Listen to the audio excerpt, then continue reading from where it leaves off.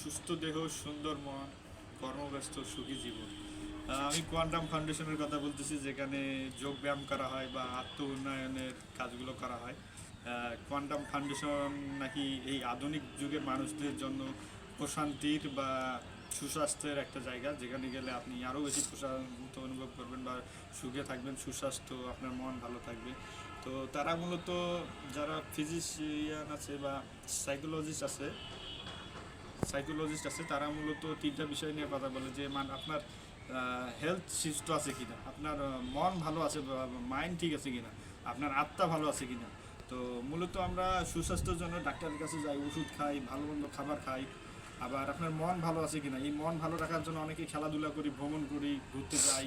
আবার অনেকে মনোবিজ্ঞানীর কাছে যায়, আবার কোয়ান্টাম ফাউন্ডেশনের মতো জায়গাগুলোতে যোগ ব্যায়াম করে আত্ম উন্নয়নের সিস্টেমগুলো বুঝে নেয়। আবার অনেকে স্পিরিচুয়াল যে ভালো থাকার দিকটা, আপনার মন বা সোলকে ভালো রাখতে চান, এই দিকটা দেখার জন্য মূলত আমরা ধর্মীয় কর্মকাণ্ডগুলো করি, যেমন ইবাদত করি বা আধ্যাত্মিকতার যে স্পিরিচুয়াল প্র্যাকটিসগুলো করি। এইসব সব বিষয়ে যখন আপনি ঠিক থাকবেন, তখনই আপনি সুস্থ।